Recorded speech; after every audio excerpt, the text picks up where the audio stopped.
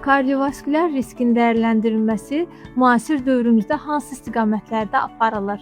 Müasir dövrümüzdə pis xolesterol sayılan LDL-nin düşüşü təkcə özü ayrı-ayrılıqda kifayət eləmir. Eyni zamanda damardaxili iltihaba səbəb ola biləcək yüksək spesifikli, high sensitive CRP-nin təyini də artıq çox önəmli müasir dövrdə diaqnostik əhəmiyyət kəsb edir.